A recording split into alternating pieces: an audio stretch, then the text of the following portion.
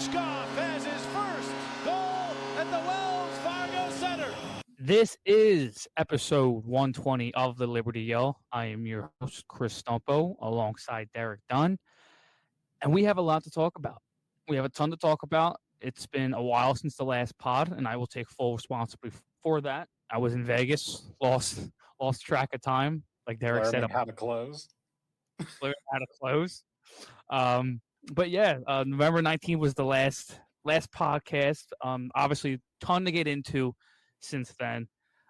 Just going to jump right into it. Just saying to Derek, I had a couple of notes in Google Docs, and before the pod started, I wanted to double check them and just make sure they were good. And then I was talking to Derek a little bit about the stats himself, and we went over them just to make sure a third time. And we have to share this with you because we're sitting here crying, laughing. Don't get me wrong. I mean, I don't know how I'm even going to put this. Yeah, they've been winning games 69-6. They're in a wild card spot right now. 2 or 3, maybe even 4 teams around them that they have, I think, 1 or 2 games on. But going through this was really, really funny. So the Flyers, Derek, what was it, 11 games? 11 games have gone into overtime for the Philadelphia Flyers so far. Right here, I have the actual schedule, the schedule pulled up, and of course it's not loading. But what was that? There was like a 3-game. Oh, here we go. There was like a 3-game stretch, I think. All right, so the first game was obviously against Florida. We lost that 2-1, and then the second game was against Carolina. We lost that in a shootout. No, it was in overtime. It was right after Bobby Brinks. We should have won that game. That was a bullshit call. And then we went into a shootout, 25th against the Islanders. So that's 2. And then the game right after that, we went into a shootout against Pittsburgh and won the 28th of October. So that was it for October. And then you run into November, which I'm pretty sure November is the 3 straight game. Yeah, here we go. So November 4th, they go into a shootout against Montreal. They win. And then 2 games later, the 8th of November, they go into another shootout and they lose 3-2 to Ottawa. Then the game directly after that, the 12th, against Edmonton, they lose in a shootout, 2-1. Then the game directly after that against St. Louis, they win in a shootout, 6-5. So they went into a shootout 3 straight games in the middle of November. The 8th against Ottawa, the 12th against Edmonton, and the 14th against St. Louis, excuse me. That's not it for November. They went to another shootout, the 28th, and they won that 4-3 November 20th against the Islanders. That is it for November. And then I think December had, I kind of just wanted to show you how funny those 3 games in a row was, I guess, because we already gave you the actual number.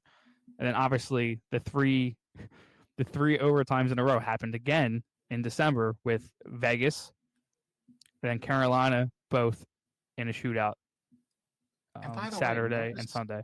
Notice how it almost always happens with the good teams. And that's not a perfect analogy, as in there was St. Louis and there was Montreal. But for the most part, it's always against these good teams. Like, we are very specifically saying, listen, we know we can't beat these motherfuckers. We are not even going to try to beat this hockey team. Because if we do try to beat this hockey team, they will knock us silly. So we are just going to essentially get into a tied game state. And then, to borrow a football analogy, we're going to take a knee into overtime. And then when we get into overtime, we are going to do the most comically extreme version of regroups with the puck just, we're in the offensive zone. I don't like it. Let me circle back out of the offensive zone and dance in the neutral zone. We do that so egregiously compared to every team in the NHL. It's funny. We don't even try to score. And then once those 5 minutes are up, we go to the shootout where we have to actually attempt to win the game. Which, like, we're actually good at now, too, which is fucking hilarious considering how bad they've been for the last 2 decades in the shootout. Yes. Now the only place where we're actually good, apparently, is the shootout. Well, you know what the thing is with the whole overtime thing, which is actually kind of crazy. It's like with 5-on-5, I can kind of see why, especially against really good teams, that a coach might look at our roster and then their roster and be like, hey, if we actually try to play this team like high octane offenses, trading chances back and forth, we are going to lose. So I understand doing that 5v5 when you're versing a high caliber team in like a Carolina or like a Vegas. I understand not playing to lose in those situations. But when you go into overtime and you have guys like Matvey Michkov and Trevor Zegras and Konecny who play really well with free space and in transition, it's so crazy to me that they continue playing that let's not play to win, let's play to not to lose kind of game in overtime. It's crazy how they continue to go through with that. It's crazy. And by the way, you know why Michkov won't get a shift in overtime? It's very simple, and Tocchet will never tell You you can't. this straight up. He won't get a shift in overtime because he hasn't learned to not try to win the game. Tocchet doesn't Yeah. trust him not to go out there and try to score. And he's deathly afraid Yeah. of Michkov trying to put a move on a dude and losing the puck and turning it over and getting scored on instead of scoring. We're Now, making if Konecny does it, then it's just the right way, of course. But we're he making can't. a backhand pass in the he does do that sometimes, and yeah, it bites him in the ass. But my thing, it's like let him make that mistake. Hey, he's not going to learn not to make that mistake in overtime by sitting on the bench and watching somebody else do it. Exactly. And, you know, by the way, as much as he's going to do that boneheaded, stupid shit, you know, there was I saw this clip recently where they were doing the retirement ceremony for Manu Ginobili. I was watching a YouTube video and they played that part of it. And Tony Parker was coming up talking about Manu Ginobili. And he's like, with Manu, there was two kinds of passes. There was the legend pass, where he makes this crazy, unbelievable pass and everybody's talking about it for decades to come. And then there was the in the stands pass, where he tries that exact same pass that I was talking about before, but this time it went into the stands. Yeah, That's Michkov. Let him Michkov. be him. Yes, like, you know, sometimes he's going to make the in the stands pass. But you know what? Other times he's going to make the legend pass. Okay. Here's my thing with Tocchet, and it's like we've heard him when he got hired before the season, during training camp, talk like say the things that we want him to say in terms of letting Michkov be Michkov and giving him a leash to play. And I know he'll probably be brought up at some point in this podcast, so I'm just going to do it anyway. And I've seen it on Twitter here and there. And yeah, we were critical of him, deservedly so at some points. But I think now you tell me if I'm wrong, but the difference between Torts and Tocchet for what I've seen so far through 31 games is, yeah, Torts would be really annoying with some of the decisions that he made, and I would totally disagree with them. But at least he was sort of consistent in what he says, and I mean this in the terms of Tortorella would straight up say, "I didn't like his play. That's why he didn't play." Okay, fair. But then he would turn around and say, "If he's going, I'm going to play him," and he stood by that. He stood by that. When Michkov was going, Michkov got time on ice. He got 20, 21, 22 minutes in those games. When he wasn't, he wouldn't play him as much.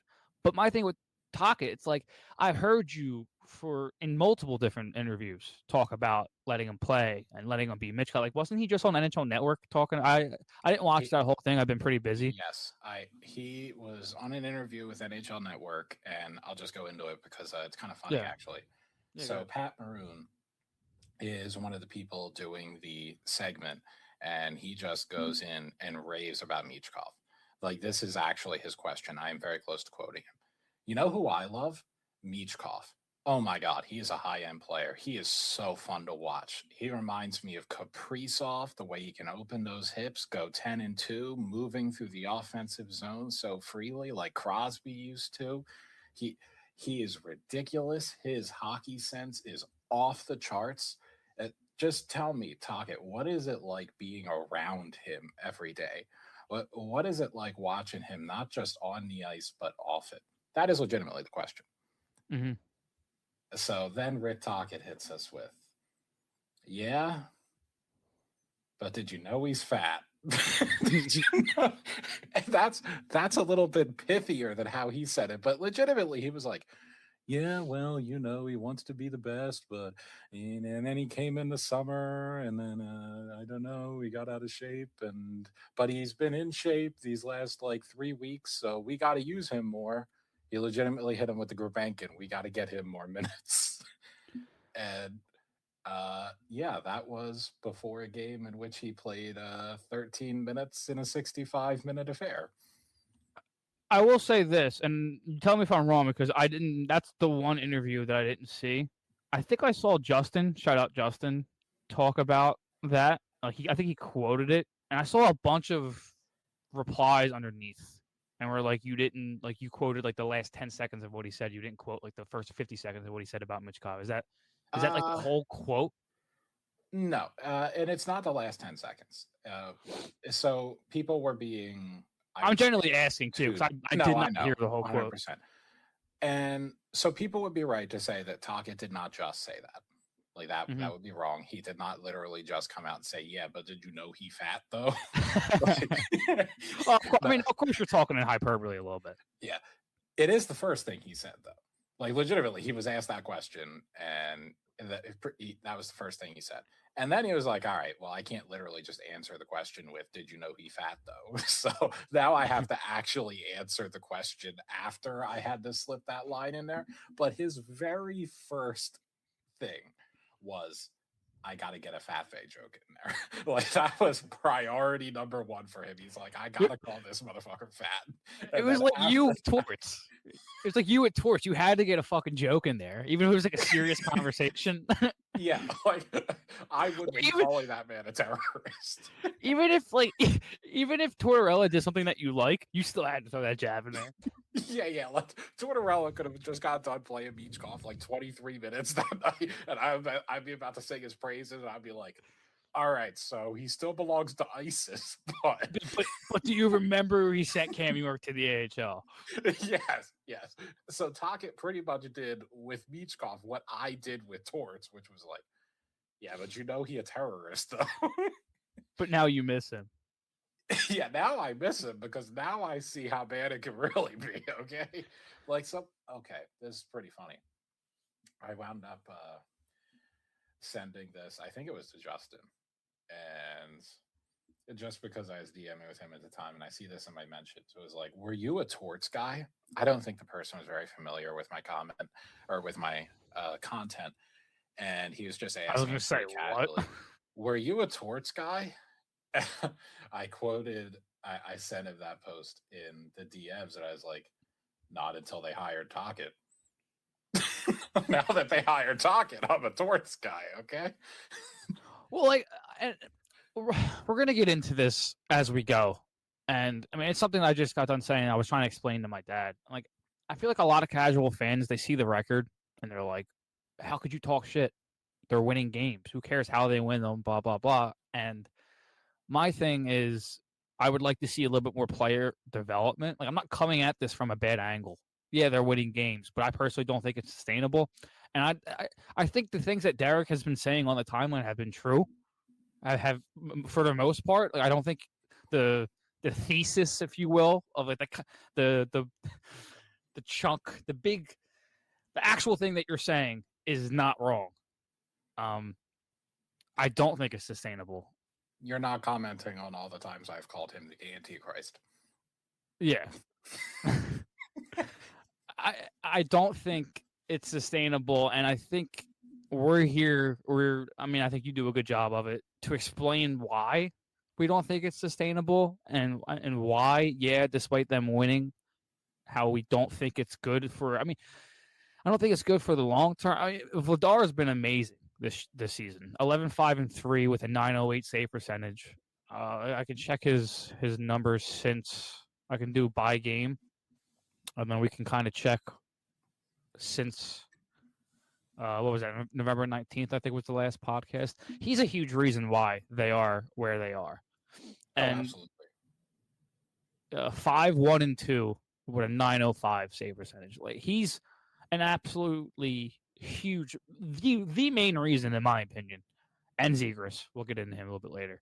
that they are the way they are where they are. His expected goal numbers are even more ridiculous at this point. Crazy. He is in the outer bounds of the Vezina conversation, depending on which model you follow. Like you would have to mention Dan Vladar in the freaking Vezina if you go by goals based unexpected. That's insane, dude. That's insane. And it's funny too because I don't think anybody on either side of the aisle, in terms of liking Tocchet and liking the record and just being like, okay, a win's a win, and then the other side, I don't think it's. I'm trying to figure out how to explain what I'm saying. I don't think Vladar should. He number one, he shouldn't be standing on his head the way he is what I'm saying. I don't think anyone would disagree that the defensive system in front of Vladar has been better. I think is what I'm trying to say. Like the defensive system from Tortorella and Tocchet, I think personally has been better. But the point that you made, I think it was on the last podcast, or maybe it was to me personally, but you talked about how they've given up a lot of offense for that improvement defensively. Like, yeah, they are a lot better defensively, but they sacrificed a lot in terms of like that. We would say that F wing leaving a little bit early. Like, I mean, you can just see, watch Michkov's game. Michkov comes down the wing a lot and helps out defensively. He makes a ton of subtle plays to free up pucks and get pucks moving the other way. But it's so funny because all this. I'm sorry. All this talk about like, oh, his defense, that's why he can't play because he don't play any defense. He might be at this point one of the better defensive wingers on the team, at least in the technical terms of defense. Okay. Now, there's two kinds of defense as far as I'm concerned. There is the technical term, as in how you're playing defense when you're on the ice during defensive shifts. And then there's the analytical term of defense where you're actually attempting to suppress chances. A great example would be like Macklin Celebrini is a phenomenal technical defender. Analytically, he's fucking awful. And the reason he's fucking awful is because like that man cannot go more than 3 seconds without turning a puck over. He just can't do it. Like, try not to laugh. It's the same he puts himself in really good position to make up for that mistake. Exactly. And, you know, that he just makes so many mistakes that he can't possibly cover up for all of them. And that won't be the case forever. But like Macklin Celebrini is very much in development mode where that man is just limit testing with the Sharks right now. Like, what can I get away with? What can I not get away with? Let me try and take this dude's soul. Ah, shit. Yeah, I turned it over. Let me try and backcheck. Okay, fine.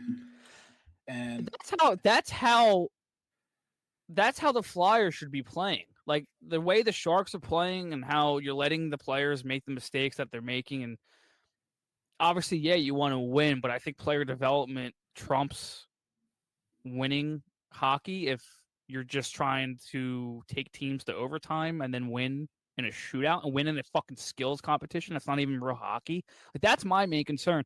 When these games start getting chippy, and I know we're in December, but if they continue this squeaking games out and taking games to overtime, which I don't think is going to continue happening, I think there's going to be regression. I hate to say it. I mean, I don't want to hop on here and sound like a total Debbie Downer. I mean, I think I'm a lot more optimistic about the Flyers than you are, but I think you could still sit here and say that. I don't mean to derail the conversation for very long, but like I'm very pessimistic about what is happening right in front of us right now. I'm actually fairly optimistic about what could be happening a year from now. Yeah, like, I agree with that. I sit here and I look at the Flyers and I say, this is the raw material you're building. This is what you could have. And this is what you're deciding to have. I abhor what you are deciding to have. I think it's awful. What you could have, though, is something very interesting. Not perfect, but very interesting. Like you have raw materials that are really intriguing to me. You have a player who I believe could be a franchise cornerstone. You have two of them. Yeah, frankly, you have two of them, and one of them's in college right now. And you have a third guy who might be I don't know if Trevor Zegras is franchise cornerstone level, but I think he's probably the tier right below that, and he can play center. So you have 3 forwards who could really alter the course of a franchise at their fullest potential, and we just decided not to use any of them to their fullest capacity. Like, that sounds insane to say with Zegras because of his box score numbers are crazy. Like, he's over a point per game this year. And yeah, so he's been incredible. And he has been. He could be even better. And even let's put the center discussion aside for just a second. How often does Zegras absolutely change games with his creativity right now? My answer would be not as much as I know he can. Like, this is a very muted version of Trevor Zegras we've been seeing for the last month. He's still getting his points, but a lot of puck luck lately, to be honest. A lot of puck luck. And it's a lot of puck luck, not because he's been bad, but just because honestly, I see a talkified version of Trevor Zegras, where he's trying so hard to manage the puck that he's not really doing all the things with the puck that I know he can do. Yep. No, I totally agree with that. I think that's a really good observation. He definitely is playing a little bit more defensive, not offensively, if that makes sense. A lot more controlled, like you said, for sure. But yeah, exactly. There's a lot more to grab out from him. I think. I think he could possibly be like a 40 point in 36 games kind of guy. Yeah, it's super exciting that he's a point per game, and he hasn't gotten like crazy luck. He's definitely gotten very good luck, but it's wild that I'm sitting here saying this over point per game player has so much more to give because he has that much potential. And that's kind of my point generally, which is like, I'm not one of these dudes who is just totally dooming on the franchise overall. And it's like, oh my God, there is nothing here. Pack up, move to Milwaukee because hockey in Philadelphia is a failed experiment. That's not what I'm saying. At least maybe I'll make that. I was going to say, you have said that. No, I'm just kidding. I have said that. I have said that, especially before Michkov and Martone. Before Michkov and Martone, I was like, pack it up, move to Milwaukee. This is a failed experiment. But I am no longer saying that we should move to Milwaukee and that hockey in Philadelphia is a failed experiment. What I am saying is that you have so much here that you are simply opting not to use. And that is incredibly disappointing. It is also incredibly frustrating because it is a mistake that you could easily not be making. Like, that's what makes it so frustrating, is because it doesn't have to be this way. No, I agree. And to go off your original point, I think, like how you said, the team in the future or a year from now or 6 months from now, you're not mad at. I really do think that the next month or so is going to be a lot of figuring out. I mean, not figuring out what they have, because if you don't know what you have already by now, then I don't know what's going on. But I do think a trade's coming. I think Anthony DeGrazio on Flyers X. He had a really good tweet that kind of goes along with what you're saying. I mean, with what I'm saying and with what you're saying. Anthony says, within the next 2 years, you have Bump, Barkey, Luchenko, and Martone all pushing for spots.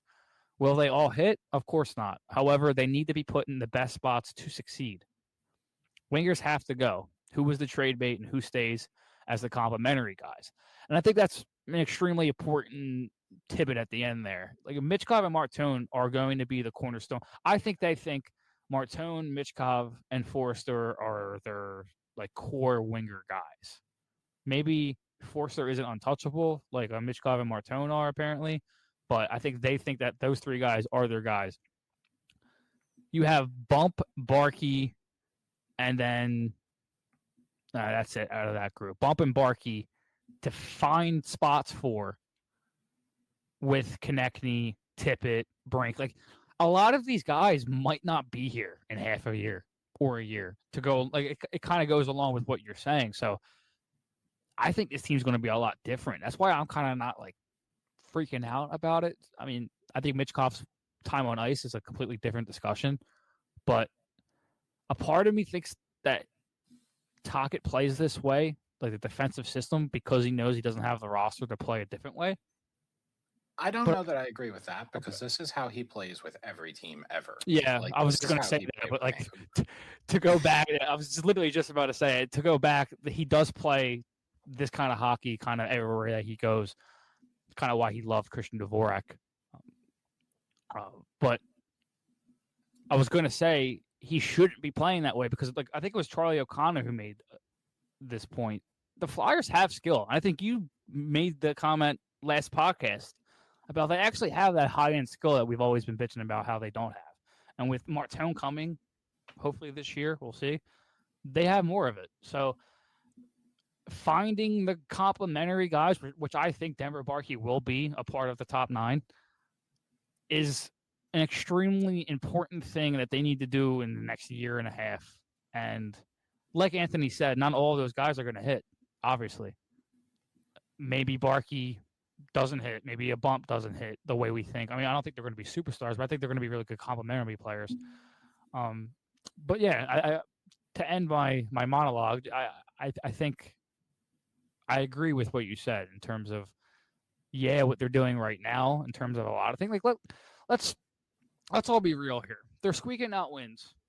They're playing really tight hockey. Yeah, they're keeping up with the Vegases and the Carolinas, but it's not sustainable, right? What was I just gonna? Their PK. They're 14th overall in the league at 81.6%. Since November 19th, they're 25th in the league at 73.8%. Their PK has not been good for the last almost month.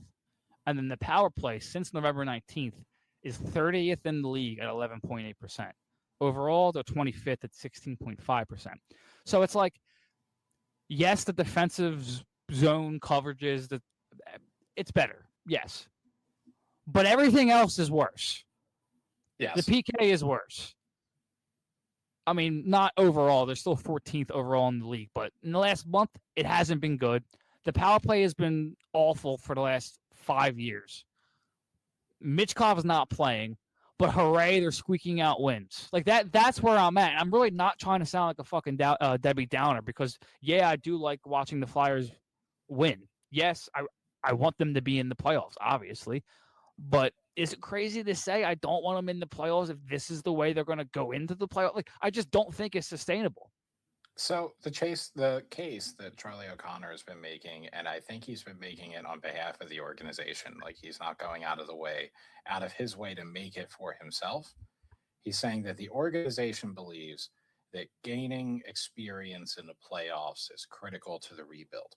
What I'd say to that is the kind of experience matters. Like, yes, do 100%. I really need, I'm just going to use Michkov as an example because he works. Do I really need Matvei Michkov to receive the experience of 9 minutes per night because Tocchet can't trust him in the playoffs? And by the way, in the 9 minutes a night you do play, don't you dare even attempt to impact the game positively with your skill. Because that's what I expect he will be told, and many people will be told when they get into the playoffs. They will be scared to death when they get into the playoffs. Okay? Oh, hold on. Like I completely agree because they're playing this way in November and December. What the fuck do you think they're going to be playing like if they're actually in a playoff spot come trade deadline or April time? These dudes are going to be shitting themselves on a shift-by-shift basis, okay? Like, we're not going to be breaking pucks out. We're going to be flipping pucks out of the zone just to clear it. Like that's going to be the breakout. Yeah. Like, do I need that experience where we're on a 55-minute penalty kill? No, not really, actually. In fact, I think it's better to actively avoid that experience. Now, on the flip side, if, let's just say tomorrow, Tocchet hit his head and suddenly became a coach who enjoys skill and offense. And we're playing freaking Zegras at center, Michkov like he's fucking a number one defenseman for 25 minutes a night. And we're just doing crazy shit. We're calling up Alex Bump to come score. Like, let's just say dude, there's room for him. There really is. But let's just say all that crazy shit happens, okay? And we just become like Anaheim Ducks East, and we're scoring 7 goals a game on our way to a playoff spot, I'm going to be just as excited as you are. And I'm going to want to go into that playoff series, and I'm going to think, you know what? We're probably not going to win this playoff series, but I am excited for these players to get the experience of making plays in the playoffs, of putting the puck in the net in the playoffs in the biggest moment.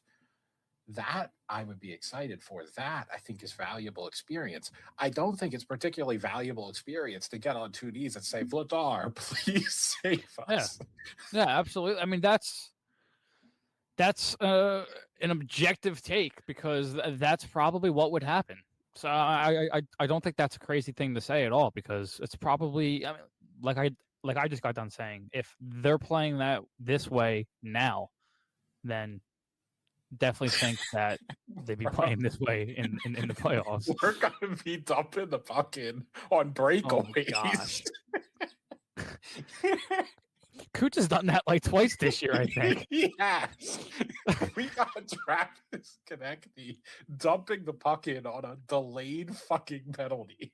Like literally delayed call. If the other team touches the puck, play stops and you get a power play. We got Travis Konecny dumping the puck in. Crazy, dude. We were 31 minutes into the podcast and we didn't even talk about Tyson's injury. You know, devastating. It is. And though it's interesting, because I was saying this to Antegrazio, and I think Chris Bennett, also from Flyers X, was in this conversation, and he brought up something very interesting after I gave my I don't want to say cynical take, but just a more morose observation that the Flyers with Tyson Forrester and the Flyers without Tyson Forrester had basically been the same team. I was just going to say, was it what we talked about a week ago with Tyson? Yeah. Mm-hmm. And I was kind of saying the same thing. Like, all right, I like Tyson, but just watching this team with Tyson Forrester and watching this team without Tyson Forrester, it's pretty much been the same experience. And Antegrazio made a very good point, and it goes along with what we've been talking about this entire time. How much of that is because of the way the Flyers play now, where it's like every dude is the same. Like, we have made automatons out of basically everybody on the roster. So how much of that is affecting Tyson Forrester? Like, maybe you would miss him a little bit more if he wasn't just being used as another checker, except this one shoots really hard. I mean, even Konecny too. I know you're not a huge Konecny fan, but I do think that he's been affected a little bit by the system that he's in right now. Oh, Konecny has been affected massively by the system he's in right now. And given that, I think he's been pretty good, given the fact that I don't think he likes the system that he's playing in. I will actually agree to that. As in, like, I have two opinions of Travis Konecny. There's the way Travis Konecny is actually playing, which is dog shit. But then there's the way that Travis Konecny could be playing if we weren't coached by the Antichrist, which is, you know what? Actually, I think I've been impressed with the amount of chicken salad he's made out of this chicken shit. Because, yeah, you know, he's played like dog shit. His environment is dog shit. Like, This dude literally exists to make plays off the rush. Travis Konecny exists for no other reason. There's nothing else he does, okay? That is the one thing he exists for, and he's really, really, really good at it. He is. And that's why he's in the PK. What is the number one thing we do not do right now? Make plays off the rush. So there we go. So you see it very suddenly. Travis Konecny and being like, all right, TK, look. Suddenly. You know that thing you do? Yeah. I'm going to need you not to do it anymore. It's like, oh, okay, coach, no problem. Let me just try and be a hockey player. And he still got 25 points in 29 games. Yeah. So you know what? That's very impressive. Now, granted, he's playing 20 minutes a night, and he has a shooting percentage luck second, well, probably third, only to Ivan Demidov and Macklin Celebrini, who are like the PDO brothers of destruction. But kind of to wrap that whole thing up, yeah, as much as I usually crap on Travis Konecny, I haven't been crapping on him as much this year. No, not at all. Like, I don't know if I could have high expectations for him given what we're doing.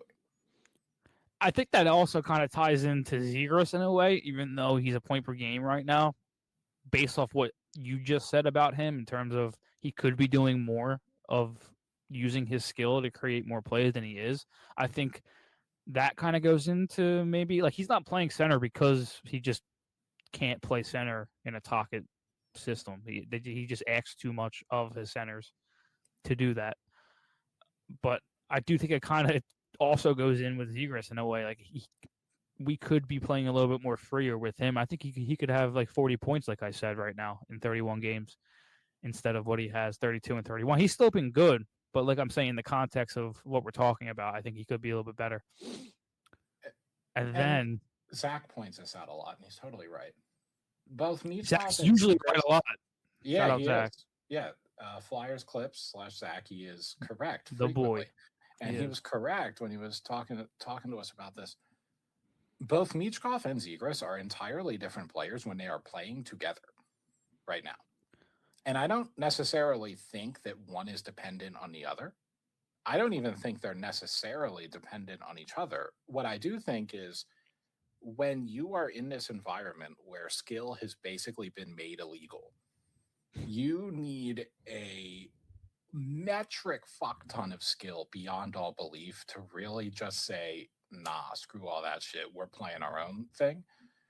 And when neither Michkov nor Zegras have the skill to actually do that on their own right now, maybe Michkov at his ceiling could do that, but certainly not right now. But Michkov and Zegras together can be like, yo, fuck this system thing. Let's go fucking violate these dudes. Well, they do when they're out there together. Yeah. Like, I think it's almost refreshing for both of them because they're like, yo, he sees what I see. Oh my God, he sees what I see. We're going in, boys. Whereas every other time they're out on the ice with their line mates and it's like, what? Where the fuck is he? Where the fuck did he go? I will say, I think Dvorak, for what he is, I mean, no offense to him, has been really good this year. I agree. Dvorak has been placed in a very difficult role because Tocchet wants him to be the 1C, apparently. No, he is our 1C right now. Christian Dvorak is our 1C. Like that guy is. Hold on. Let me pull up the time on. By the way, time on ice. Michkov is the ninth played forward with 14:42 a game. I brought something up. It was basically a one-liner, but it's still true. I will Dvorak. not bring it up yet because you're looking for the Dvorak thing, but stay tuned because I am going to drop that line on everybody. He's all right. So he's not the number one center in terms of like time on ice per game. That's Couturier at 17:51, and then you have Dvorak right underneath of him at 16:59. So it's not that far off, but I could do. Hold on, let me do. That's the whole season. I could do from our last pod, which was November 19th. And since November 19th, the gap has shortened.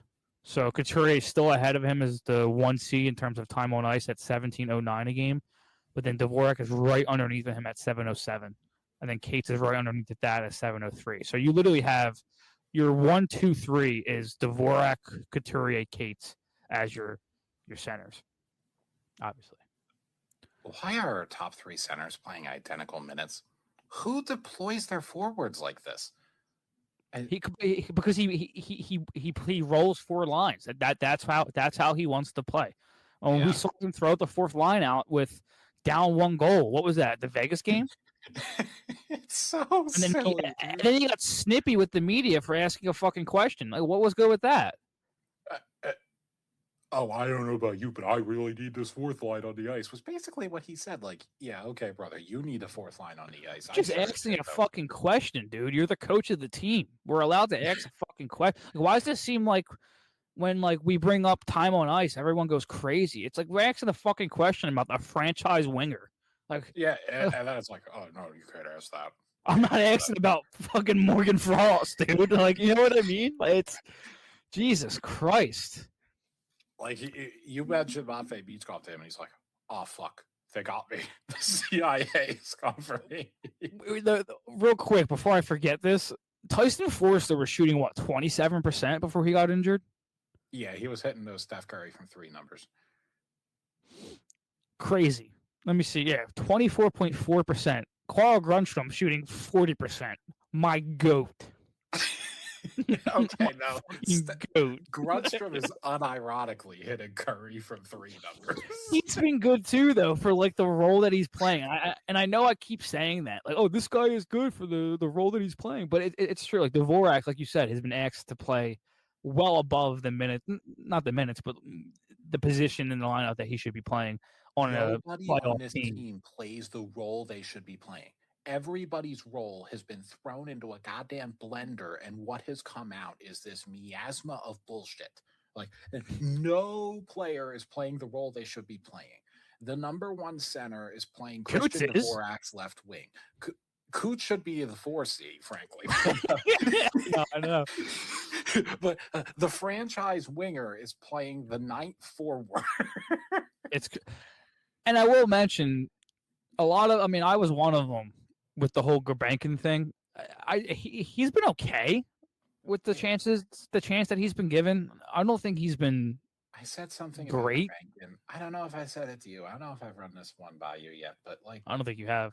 Gurbankin kind of reminds me of like what would happen if people who weren't a godlike talent at the sport of hockey, like Michkov, tried to make some of the crazy ass reads that Michkov tries to make, and Gurbankin is kind of that. Like, he does all the craziness sometimes away from the puck, where it's like he thinks he's seeing 3 steps ahead, and in reality he's seeing nothing at all, and shit's going crazy. Or with the puck, he tries to do too much a lot of times, and he just doesn't quite have the skill level to pull off the ideas in his head. Now, listen, this is a rebuilding team. This is not a contender, so I don't really think it's a problem that Nikita Gurbankin puts way too much dip on his chip. But I am starting to see a little bit like why a coach, and I don't just mean the Antichrist, I mean a reasonable coach would be like, this Gurbankin guy, he might need a little more seasoning. Okay. Well, if Forster wasn't here, he wouldn't be playing in the top 9. I mean, if Forster was here, he wouldn't be playing in the top 9 at all. So if Forster was here, Gurbankin would not be taking his shift. No. Like, if Forster does come back, because I mean, 3 months injury, we'll see where he's at. But does Grunstrom go back? Like, there's a lot of question. I mean, that's obviously down the road. I don't even know why I brought that up, but I would like to see a little bit more from Gurbankin. That's my whole thing with him. I don't think he also, it's like, I mean, he's not terrible in terms of carrying the puck in the zone, but I think he would be a little bit better with a player or a guy who could. Brink is okay with it. Cates doesn't carry pucks. Let me say that. We don't have a fucking center that does that, by the way. He's really good at it too. Actually, no, Dvorak does that. I mean, not elite, but he does carry pucks pretty well. Yeah. And what I will say for Gurbankin is, okay, so I have my whole spiel on sometimes he thinks a little too crazy while he's playing, and he doesn't quite have the talent to back up what he's trying out there. Mm-hmm. I think it would help if he was playing with somebody who does have the talent to put off some of the crazy ideas. Oh, absolutely. To mask some of it, for sure. Like, you see, and it's a very, very, very small sample size, but like, he has taken a few shifts with Michkov and Zegras, and those shifts look like the Globetrotters. And Gurbankin's like, I see what these dudes see. And he does have some skills that make him an intriguing addition to those two. So, like, I do think there are potential roles that he could play that would be really interesting.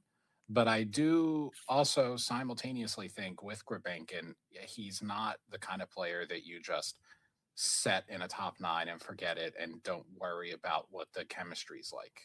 I have seen enough to say for certain that he's not that level of player.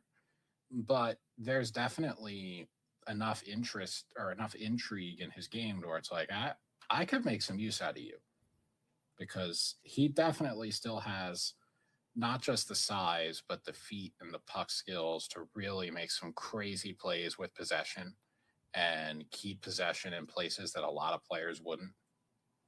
Like, Absolutely. there's definitely still a player there. And, he's still getting boned on minutes, especially lately. Like, I think he played 8 minutes last game. I think he played like 6 in a 65-minute affair, by the way. Like, Crazy. that was actually the line I had teased with the Michkov minutes debate. We're debating Michkov minutes as if we're not playing more minutes than any fucking team in the league. We got more minutes to spare than any of the 31 other teams, and yet we still can't find 15 for this dude. He's not even appreciably close to averaging 15, which in itself would be an abomination. We are falling short of an abomination. We are below abomination. Like Dragon Ball Z bridge status, where it was like, there's the dirt, and then there's the worms inside the dirt, and then there's you. That is what we're dealing with right now. You know what's crazy? That, like, I understand why Dvorak is playing center on his line. He's a 54.8 face-off percentage guy. Couturier is still winning 52% of his draws. Do you know who sucks at draws? Noah Cates. Yeah. Don't him and Zegras have like identical face-off percentages? Or pretty damn close? Noah Cates is at 42.2 and Trevor Zegras is at 41.3. So I don't know how you. I mean, Noah Cates is a very good defensive player in his own zone. So I mean, that's why he's playing center, because in Tockett's system, you need a guy like that to be able to play below the line. Illustrate what I was talking about way earlier, where it's like it's not the face-offs as much as everybody thinks it's the face-offs. Now, the face-offs, getting better at the face-offs wouldn't hurt, but it's mainly the fact that Tocchet asks a ton of his centers. Like, there are a few box plus one teams around the league. The box plus one occasionally makes life is occasionally easier for the plus one player, as in, you have the box, and then that fifth guy's job is just to kind of hunt available opportunities to create a 2-on-1, to jump in a passing lane, to force a turnover, basically. Yeah. And I think Zegras could play that role very easily. Whereas what Tocchet's doing, he's playing this is a unique box plus one where the center is on a normal shift. He is man on man with the other center while the defensemen and the wingers are in a box. And then what will happen from there is when play goes low, especially, the center will be asked to basically rotate with either of the two defensemen and become defensemen, or stay on the center as man coverage for the opposing center, which, by the way, either become a defenseman or defend the other team's best forward in one-on-one scenarios. So basically be a defenseman. In other words, he wants his centers to be third defensemen. And I could see where you really do not look at Trevor Zegras and want that. I don't look at Trevor Zegras and want that. But yeah, it's probably actually a good thing that he's not playing center in this system. Yeah, because it would probably look a little bit ugly, honestly. And it would take away from his offensive, because he wouldn't be breaking pucks out the way that we would want him to be breaking pucks out with his speed. Absolutely. And there's like a give and take with this sort of system as opposed to many other systems where it's like Tocchet's defensive zone coverage is a lot tighter than most other teams. As it is. You can see, like, we do not lose coverage a whole lot.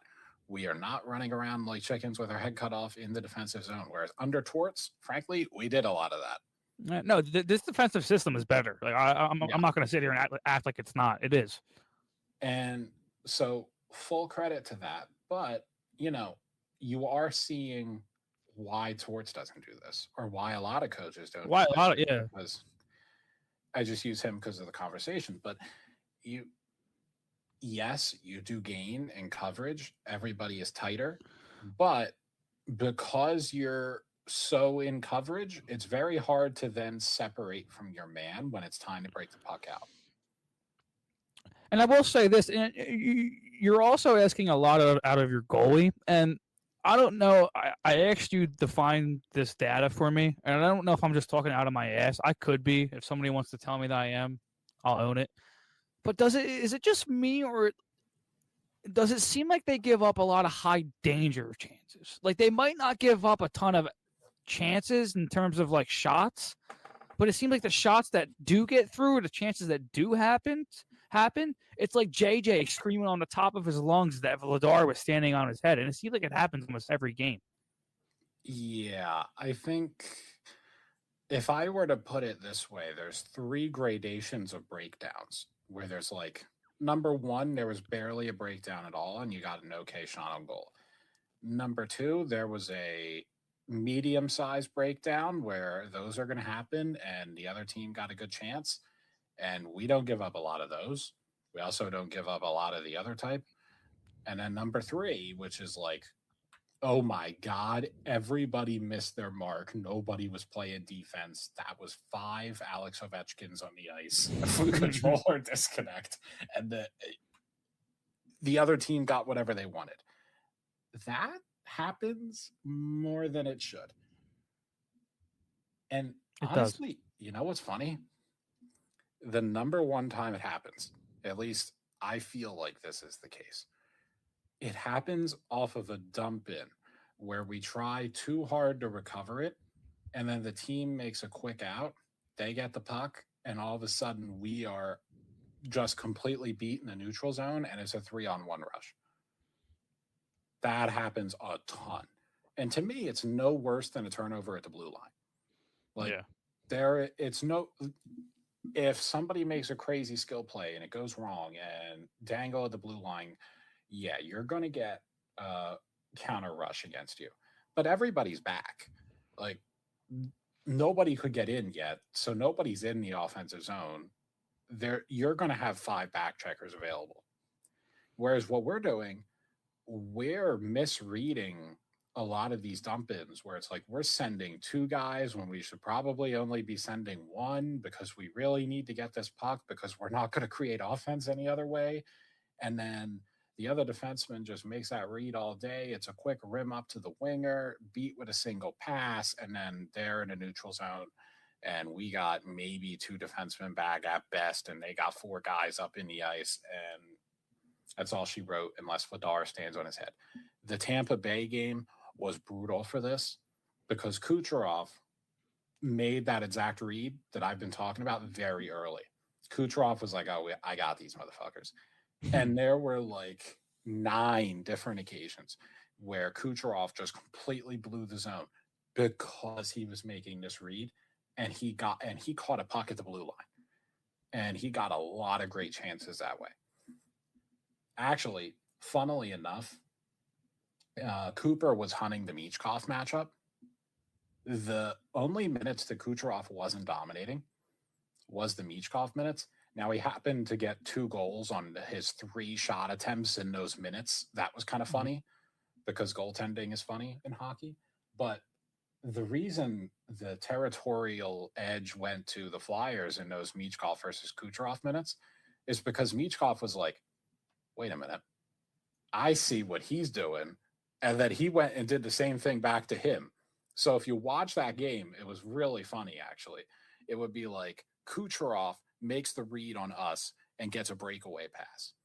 And then he gets a crazy chance. But then that crazy chance will go the other way because Michkov made the read off of Kucherov, and then he gets a crazy play. Yeah. It was like a back and forth. Yes, it was totally 100-mile-per-hour hockey. And it was like, you know what? Can we just play this all the time? Yeah, I wish. Like, because that's what's funny. And I guess maybe we have talked about this. We hinted at it when we talked about having the high-end skill. I actually don't worry about this team in a shootout. And I don't mean like a literal shootout. I don't worry about this team in a boat race like I used to. Oh, yeah, I know what you mean. Yeah, absolutely. I don't either. Like especially when Forrester comes back, they have goal scoring. Dude, bring me Edmonton. McDavid and Draisaitl, you want to go 2-on-2 with Zegras and Michkov? Let's fucking do this, okay? Yeah, you're going to win more than our guys, but our guys are going to get some licks in too. Mm-hmm. Like if they're fucking playing. Yeah, if they're playing. But like this is in my hypothetical fantasy land where we don't have the Antichrist serving as But like hypothetically, okay, we're in a shootout and we're in a boat race with Tampa Bay. All right. I like Tampa Bay's chances there, but you know what? The Flyers got more than a punching chance because they got Michkov, they got Zegras, they got, let's just say Forrester is healthy. Like they got dudes who can make you pay for that sort of thing. And they're going to have a number 94 soon, too. And so they're going to have Martone, who's also really good at this. So it's like, you know, and by the way, like play for the players you're going to have, as in like, yeah, okay, do Michkov and Zegras right now. And you know what? Actually, I keep saying Michkov and Zegras, but Konecny would be a lot better in this sort of environment. Konecny would be a lot better if we were asking him to boat race people. Like Tippett would be better if we were asking him to boat race people. Like Tippett's been really good this year. I'm gonna tip my cap to him. It's funny because it's like I think he has made genuine improvements over the summer. Me too. In the way he thinks the game. Yeah, he's holding on to pucks more. He's curling up with them more. Mm-hmm. And he's not blowing 100 miles an hour ahead of his support. I think playing with Michkov helps in that regard because it's like as Michkov isn't fast, but like I said in a piece I was writing, his anticipation is so ridiculous. This dude that was a great piece, by the way. Thank you. This dude is always skating to where the puck is going. He has a head start on everybody at all times. So it's like there are a lot of plays where if Michkov or if Tippett's playing with a normal person and he gets a puck, he's going to blast by everybody. And because he's so fast, he's going to get ahead of the whole team and he's going to be one-on-one with the last guy back. And Tippett has good one-on-one skill, but he doesn't have great one-on-one skill. So it's not like McDavid doesn't have this issue because if McDavid's one-on-one, that defender's toast. But Tippett does kind of have the issue where it's like, all right, I'm one-on-one, but that's an okay opportunity. It's not a great opportunity. Whereas Michkov's reading that play and he's like, oh shit, I know what's happening here. Makes a beeline for it. And all of a sudden Tippett isn't one-on-one, he's two-on-one. And I think there's definitely a symbiotic relationship there because Michkov benefits from playing with very fast players because he himself is not very fast. But the other side of that coin is like Tippett benefits from playing with somebody who is always there to make his puck touches more dangerous. And I think the next step for him is realizing how often he has that support down. Like there's a lot of moments in games with that line where, and I don't like Couturier on it, frankly. I think Couturier plays like either. He just doesn't have the pace either way to play with those two, but I won't get on that soapbox. His puck touches piss me off. His puck touches piss me off, dude. We do have to get to him, and we are going to get to him right after I wrap this point. Like Tippett will. We have to get to him and then Hughes. Yes, Tippett will get into these one-on-one dances with whoever's on him, and he will like sometimes forget. Oh wait, I have support here. Like this is the next step for him, where it's like I have this one-on-one, and I could maybe try and go for something. But I also have this support right here. I have Matvey lined up for a very easy drop pass, and I could make this a 2-on-1. And if he can take that step, he really could be a very good player. He could be the player that the Flyers keep insisting is there. We're closer than ever with him. I don't know if we're going to get to that guy unless we really put him in a position to where you're getting those reps a lot, as in like he's taking 10 of these reps off the rush per game, because then as he has to make this read again and again and again, eventually it's going to sink in. But playing the way we are now, I don't know if we'll ever get that opportunity, which would be unfortunate. Now, moving to Couturier, it's like, or did you? Where the fuck is he even going to be here, though? It's like there's so many fucking spots. Only so many spots for these wingers, man. It's just like Martone, Michkov, Tippett, Brink, Bump, Barkey. It just, I know it all doesn't have to happen at once, but decisions will have to be made in the next very soon. The next year, man. We got 13 guys bidding for 6 top 9 spots. Yeah, That's only a something's mild got to give. exaggeration. Like, and then Couturier, his puck, almost every puck touch for the last 2 weeks has pissed me off. Like, he is controller disconnecting on a regular basis. Okay, Yeah. like you said it best. The puck. You said it best on Twitter, or X today. We're not talking about 2018 Couturier. Like, it's 2025.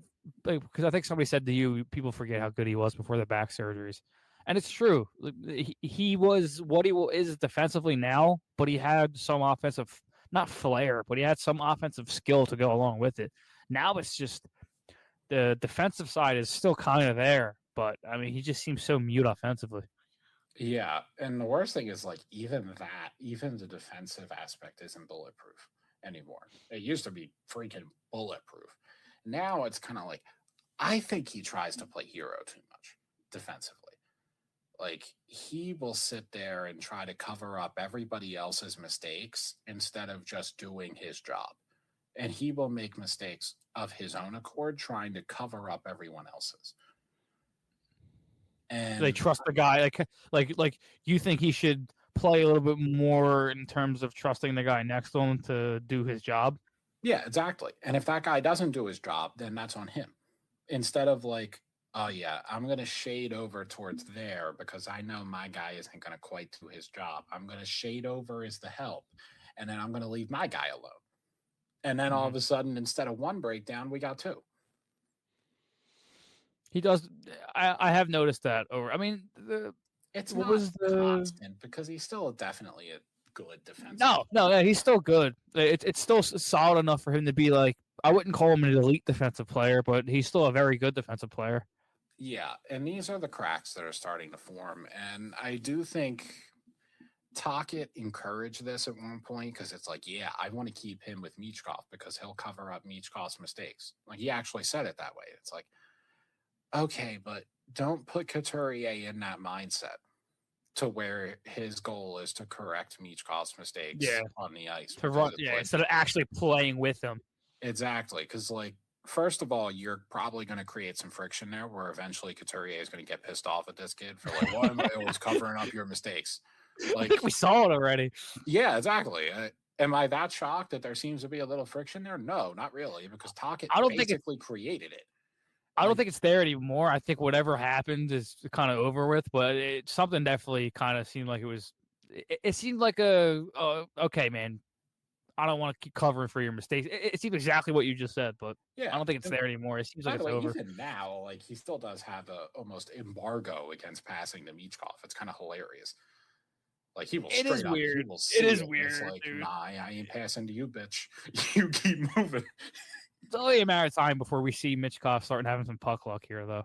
Oh yeah, like he's due. He's been playing pretty well. It's every chance of his has found some crazy way not to go in. He almost had that sick finish in that last game, but Chatfield's skate got in the way.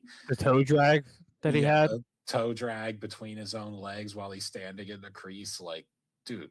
First of all, if that scored, that would have been one of the more sick net front goals I've ever seen. But then Chatfield's skate comes in. Like, bro, okay, you know what? No, that was dirty. It would have been dirty, at least. And it's funny because Jack misread it at first. I think a lot of us did. Like, I didn't know how that got stopped. And he thought Michkov hit his own skate. It's like, okay, if that happened, like, then it's just, you botched it.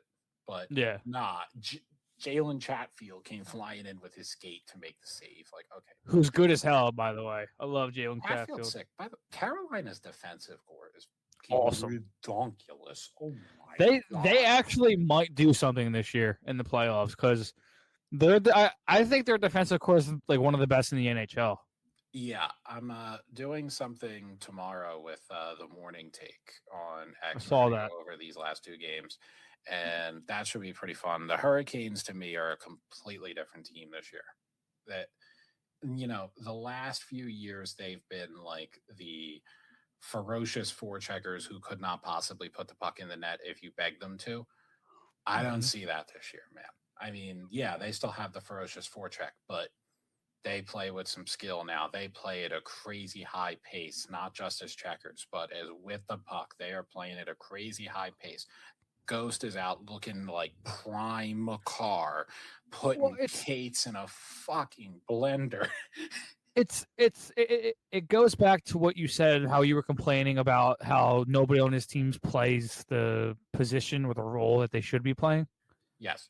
Everybody on Carolina is in the spot that they need to be. I'll go through their lineup real quick. Michkov, Aho, Jarvis. That is a top line. Ehlers, Stankoven, Jackson Blake. Second line. Their third line is William Carrier, Jordan Staal, and Martin Hook. We saw how many years did we see Jordan Staal and Martin Hook in their top six continuously? Crazy. And then their fourth line is Hall, Janowski, Eric Robinson, and then their D pair is Keandre Miller, Sean Walker, Ghost, Chatfield. I always butcher his name, Nikishin, and then Jacob Slavin. Jacob Slavin is only listed on the third pair because that was his first game back. Yeah, they were. Their top pair is actually Keandre Miller, Jacob Slavin, and then Ghost Chatfield or Ghost Walker, and then Nikishin and Chatfield. Their defensive core is absolutely insane. They have three top pairs. They have like two top pairs and one second pair, but still, they have an absolutely ridiculous defensive core, and they have forwards now where it's like these dudes are dangerous. Svechnikov, Aho, and Jarvis is a crazy line. Like Jarvis is stepping up this year. Jarvis is probably their best player this year. That dude's looking like maybe he's a franchise winger. And it's not even a probably. He has been their best player. Yeah. Especially because Aho's been kind of struggling a little bit this year. They were talking about that. He'll figure it out. And they both got 26 and 32. Wow. It's flip-flopped.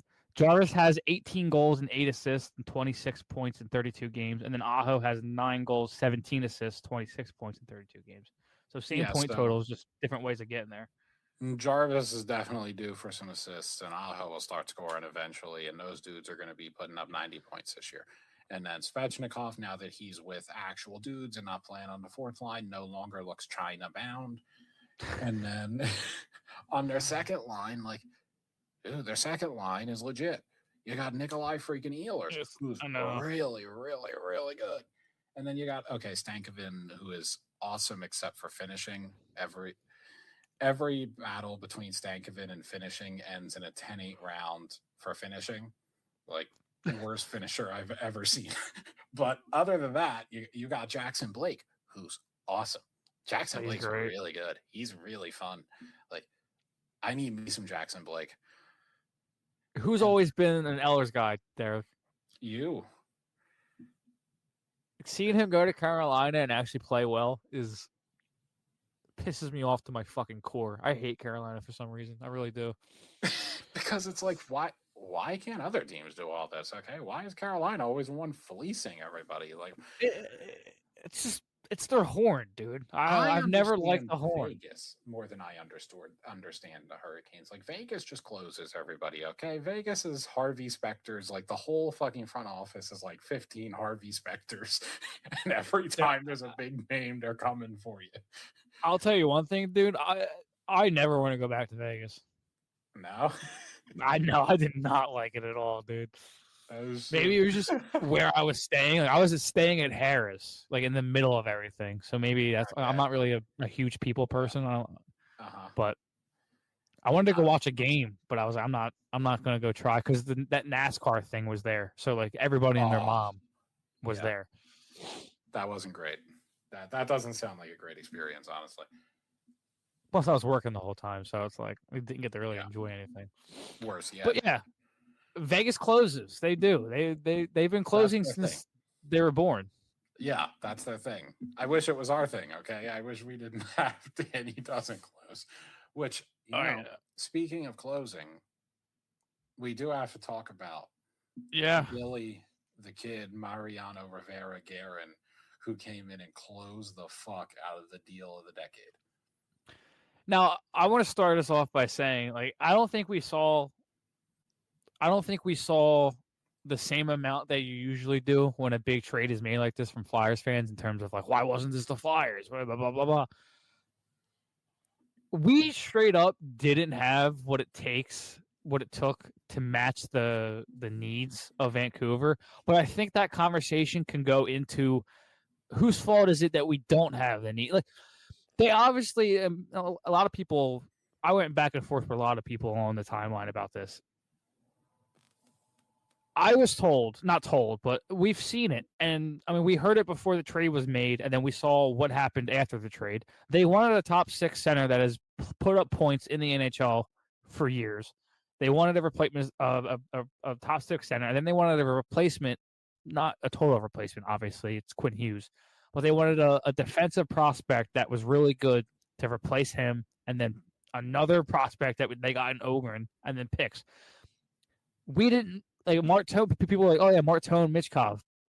They didn't want wingers apparently, so we really didn't have anything that they wanted. And now drafting Luchenko or Nesbitt over some other guys, did that take you out of the Hughes? I don't think so. I don't think there's anything that you could have done in the last 2 drafts that would have landed you him. But Boyum certainly would have made it close because he's the one that actually went there. Yeah. Boyum would have started the conversation, but we didn't have the center to send back. Will say, apparently, what people are hearing, and unless they wanted Martone, I don't know. They did. Apparently, what happened was the Flyers went and started this discussion with Vancouver, and Vancouver told the Flyers what they wanted, which is what we thought they wanted and what they got from Minnesota. And the Flyers were like, "Well, that sucks because we don't have that guy." And then Vancouver's like, you're right, you don't. But you do have Matvei Michkov. And you do have Porter Bartone. Now, one of those guys, and we're talking. And they were like, geek. and Briere was like, fuck yes, dude, let's trade Michkov, let's go. And then he turned his head to Jonesy, right? Yes, and then Jonesy. This is probably my favorite bit that you have now. It's funny as fuck. I will admit, it is funny. And then Jonesy was out there like the Undertaker, and he hit Danny with the tombstone pile driver and hung up the phone. Like Danny couldn't even get the M-I out of his mouth. I'll give you me. But like, it is kind of crazy, seriously, thinking about that. If they're not going to trade Michkov and Martone for Quinn Hughes, they're not going to trade those 2 guys for anything. Okay, yeah, exactly. What they just said was, listen, Prime McDavid is available. Lose my number. Listen, he might not even fucking sign here with us, and you want Porter Martone or Matvei Michkov? How about you suck my dick? How about that? I mean, honestly, like I think Quinn Hughes subtweeted them with like, I would have signed with you guys, but you're bitches. Yeah, but like, how do we even know that was about us? Like, we're just throwing shit at a wall and see what sticks. Maybe, but okay. Let's just say that the Flyers have said, you know that have you seen the Tyrese Maxey bit where Brian Windhurst was reporting how the Sixers front office views Tyrese Maxey? It was like a couple years ago or recently? It was like probably a year ago now. It was over this last summer. And it was like, yeah, Giannis is available. Lose my number. Prime Michael Jordan just requested a trade specifically to me. If it involves Tyrese Maxey, don't bother. Like Dan actually viewed him in that way. Basically, what Jonesy as they should. He's a beast. What Jonesy just said was like, "Yo, Prime McDavid's available, or Prime McDavid's requested a trade. Lose my number. Prime Wayne Gretzky is back. And he's said, I want to be a Flyer. If it means trading Matvei Michkov, fuck off."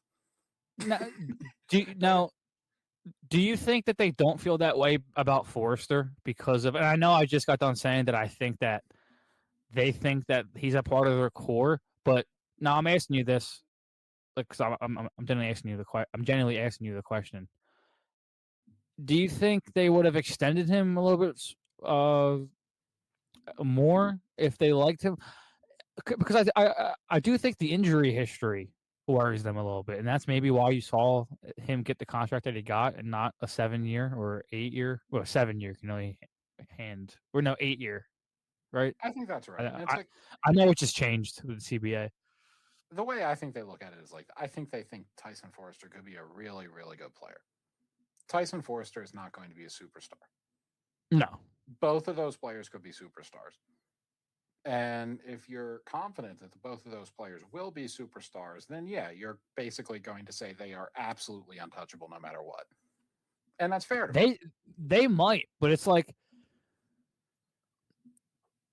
it's what I go back to what I said about the Hughes thing. It's like those two guys might be your guys, but if you're not trading them for Hughes, those You're not two are trading them going nowhere for 25 years.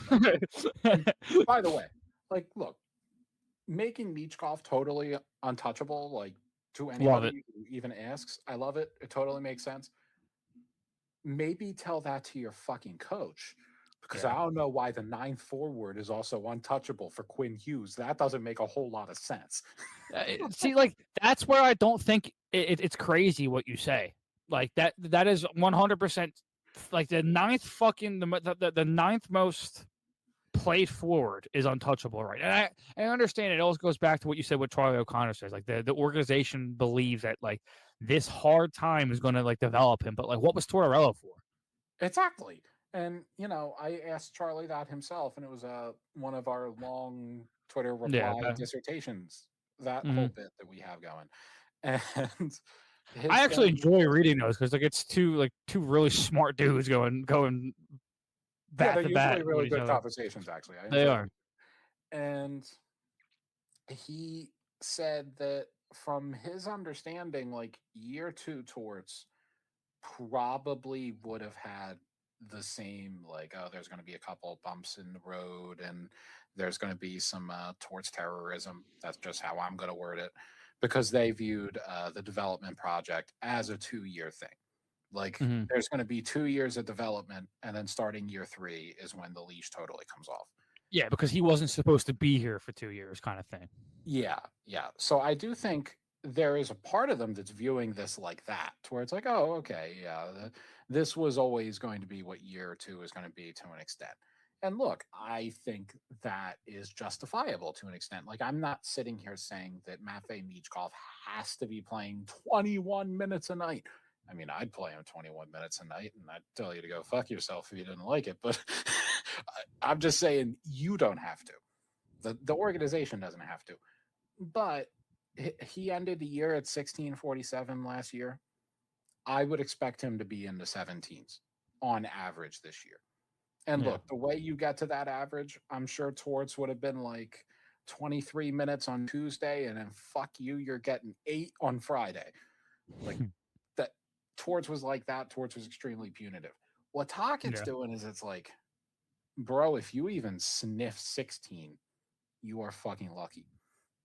And that is the sort of thing that makes no sense to me, because I'm sorry, the whole he's out of shape bit is really funny, but there is no objective basis on which to actually reach that conclusion, especially not now.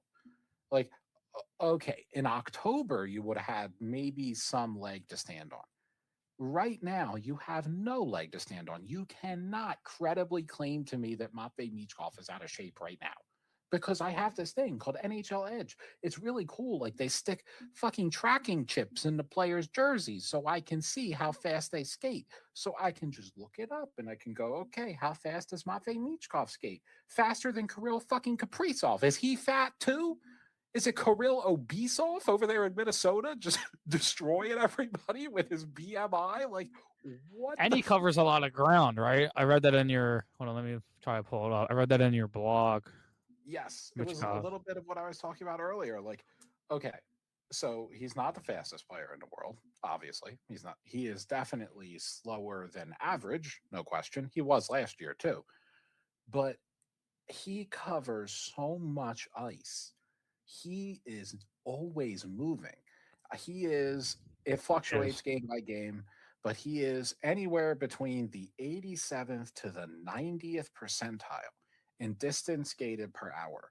So basically, his shifts are at the top 10% of the league for ground covered, which is absolutely nuts. If you break it down into the actual numbers, Marty Natchez, Connor McDavid, Jack Hughes, Leo Carlson, I just listed off elite skaters.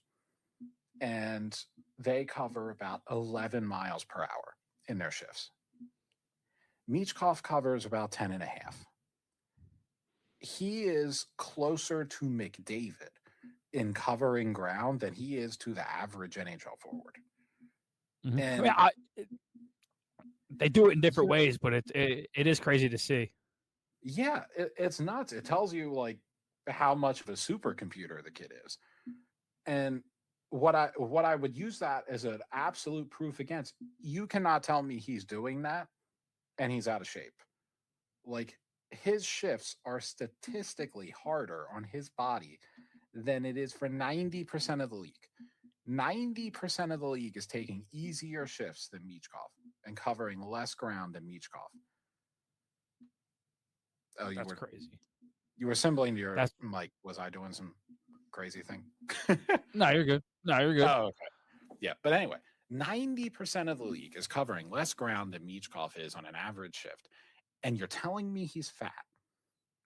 Can you be even remotely serious? Like you said, I think they had, in the beginning of the year, there was probably some truth to that. But like you said, I mean, I personally think that the NHL season, that you play yourself into shape. How the fuck do you think Phil Kessel played for years? Like, right? Like, that guy wasn't going into training camp in shape. Season-long numbers. So let's just assume that Michkov wasn't doing this in October, which I believe he wasn't doing this in October. And he has a good explanation for this that I find compelling. But for the minute, let's just assume he was fat in October. He was fat Faye. Okay. Yeah. In that case, he must be in the fucking 97th percentile, and he must be actually Connor McDavid as it pertains to covering ground on the ice. And you're telling me he's still fat. At this point, you are just gaslighting me. Like, there is no way to justify that. What do you think he has next game, time on ice wise? Who we playing? Montreal? I think so. I'm going to say, like, I think he has a little bit more for the reason. Probably like 15, 30. Isn't Marty St. Louis doing the same thing over there with Demidov? Yeah. We play in Montreal, bro. Get the fuck out of here, man. I feel like we're always in Montreal, man. All right, let's see what Demidov is averaging for the year in minutes. I know Montreal is still pissed off, too. And by the way, they should absolutely be championing for more Demidov minutes. Okay, Demidov is playing 14:45. Holy fuck, the gap is closed. Marty St. Louis is now playing Demidov more. So at this point, Michkov and Demidov are getting the same damn minutes per game. It's insane. What the fuck? Free both of them. Free both of them. Seriously, free my boys. What? All right. I think that's enough for episode 120. We're about an hour and 23 minutes in. Probably hop back in with Christ like a dozen times. What'd you say? I've called Rick Tocchet the Antichrist like a dozen times. Hey, if anybody is an avid listener, it's nothing out of the ordinary. Actually, it's only a minor escalation from when I was calling Force a terrorist on a daily basis. Yeah, that's what I'm saying. Wait, by the way, before you do the outro, I have to say, Danny, I'm begging you, please, wherever and whenever you hire your next coach, please make this one I like, because I'm running out of bits. I escalated from terrorist to Antichrist. I don't know how I can escalate even further after Antichrist, okay? That's what I'm saying. What are we talking about? You start calling a coach Pennywise or something, dude. Fucking multi-dimension creature. Existential threat. Yeah. I can't believe that this is what we're talking about right now. It's crazy that like that's the discussion that we had about the team. Which I mean, a lot of people are going to listen to this and be, "Oh, TLY so overly negative. They're so pessimistic about everything." And I'll take that on the chin if that's what this comes with. If sitting here and telling people the way that we actually think and not dick eating the team is if that's what comes with it, then so be it. I know when I'm the, meme where it's like everybody is slinging arrows at that one guy while he's like, and I'm still right. Like, I know when Yeah. me. That isn't me right now, okay? That I am not sitting here on a hill saying It's a not bunch you. of crap that nobody else wants to acknowledge or say. Honestly, a lot of people are saying similar things. Our boy Andy's on our side. Yeah, right? Goldberg. Andy Goldberg, baby. You can fucking Anthony Chapman and Derek talking on the fucking timeline. Like, okay, this Like is brothers. This is how you know Tockett's the Antichrist, okay? He is apparently so bad that he has healed divisions that were epic for years. Like, this was a blood feud for years. We have to go back. Next episode, I'm going to go back to episode 119 because I remember that we did a prediction for the next episode. So we're going to go back and look at that. But episode 120, you can follow us on X at the Liberty Yell and Derek at Suitable Alias, and go forward.